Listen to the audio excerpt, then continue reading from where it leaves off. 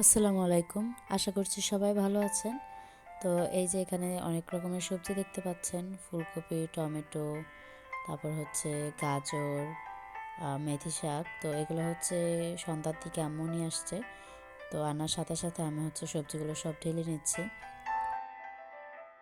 এমনিতে আমাদের তেমন কাঁচামরিচ কিনতে হয় না, তার আগেও বলেছিলাম। তারপর হচ্ছে গাছের মরিচগুলো শেষ, মানে বলতে গেলে অনেকটাই কমে গেছে। তো এখানে একটু মরিচও কিনে এনেছে।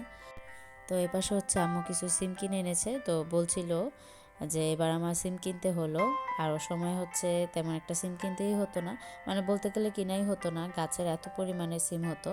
আমরা নিজেরাই অনেকবার খেতাম, পাশের লোকজনকেও দিতাম। তো এবার তেমন একটা সিম হয়নি। আর এপাশে হচ্ছে ব্রোকলি আর ফুলকপি এনেছে। আমার হচ্ছে ফুলকপি থেকে ব্রোকলিটাই বেশি ভালো লাগে, ব্রোকলি দিয়ে ভাজি করলে বা ভর্তা করলে। আর ভর্তাটা খেতে অনেক ভালো লাগে। তো আজকে হচ্ছে সকাল সকালে একটু রুমের কাজগুলো আগে সেরে নিচ্ছি।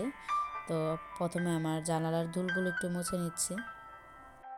তো আজকে হচ্ছে আদির স্কুল ছিল না, যার জন্য সকালবেলা অত তাড়াহুড়ো করতে হয়নি।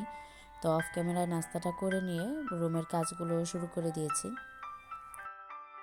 তো সকালবেলা হচ্ছে নাস্তা খাওয়ার পর আদি হয়ে ওর দাদুর সাথে একটু বাইরে হাঁটছিল। তো ওই সময়টাই আমি আমার কাজগুলো করছি।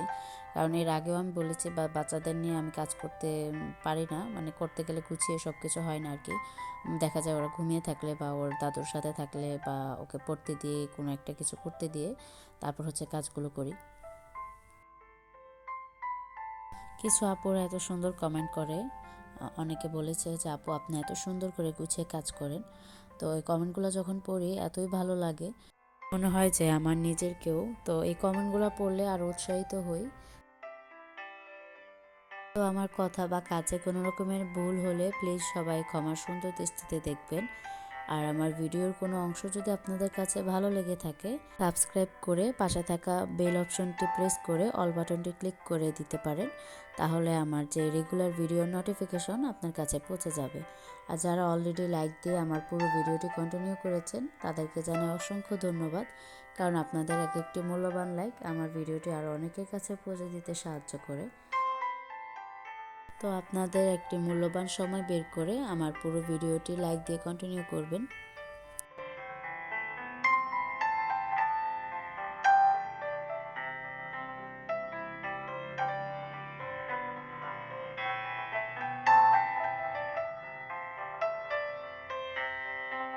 তার আগেও বলেছিলাম যে আমি যত কাজই করি না কেন, রুমগুলো যদি গোছানো না থাকে তাহলে আমি কোনো কাজই ঠিকভাবে করতে পারি না।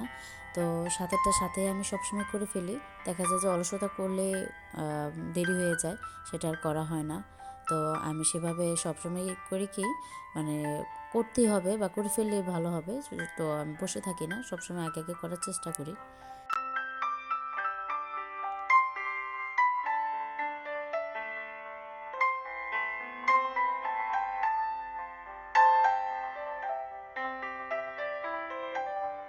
এই পাশে আমি আমার ইনডোর প্ল্যান্টগুলোতে একটু পানি দিয়ে নিচ্ছি।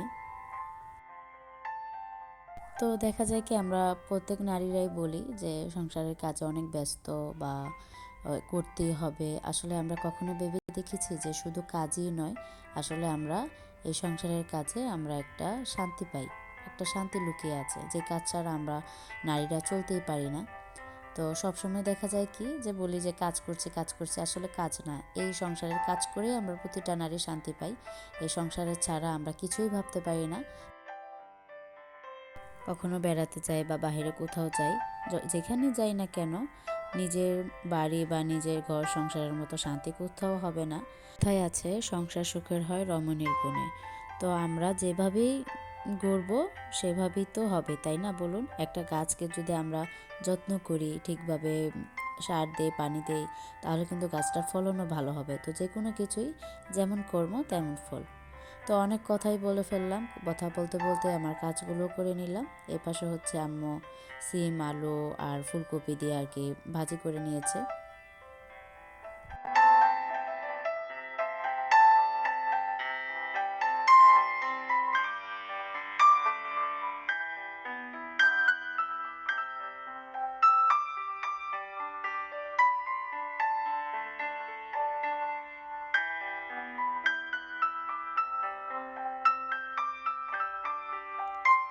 তো এখানে হচ্ছে এই যে মেথি শাক, এই শাকটা অনেক মজা হয়, আমার অনেক পছন্দ। আর এটা হচ্ছে সবজি ভাজিটা। আর এখানে হচ্ছে ফুলকপি, আলু, সিম দিয়ে হচ্ছে ডিম রান্না করেছিল। তো এই পাশে হচ্ছে আমি বিকেলের জন্য একটু লিগার চা করে নিচ্ছি।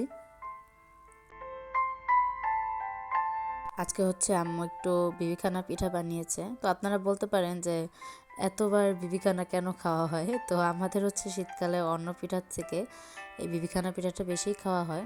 এটা অনেক মজা লাগে, আমরা সবাই পছন্দ করি আর কি। তো ওই পাশে হচ্ছে আম্মু, আদিওহি ওরা হচ্ছে ওই রুমে বসে একটু নাস্তা খাচ্ছিল। আর আমি হচ্ছে টেবিলে এসে পিঠা আর চা নিয়ে বসেছি, সাথে একটু ফোনটা দেখছিলাম, ইউটিউবে স্ক্রল করছিলাম। তো এই সময় হচ্ছে আমি একটু সন্ধ্যার পর একটু চা নাস্তা খেলে একটু স্ক্রল করে দেখি ইউটিউবে, আর নিজের জন্য একটু এক্সট্রা সময় দেয় আর কি। আমাদের প্রত্যেকেরই উচিত নিজেকে যতই কাজ করি না কেন নিজের জন্য একটু এক্সট্রা সময় বের করে ওই সময়টা নিজেকে দেওয়ার। তো আজকের মতন আমি ভিডিওটি এখানেই শেষ করছি। দেখা হবে ইনশাল্লাহ অন্য কোনো ভিডিওতে। যদি আপনাদের ভালো লাগে অবশ্যই লাইক, শেয়ার, কমেন্ট করবেন। আল্লাহ হাফেজ, আসসালামু আলাইকুম।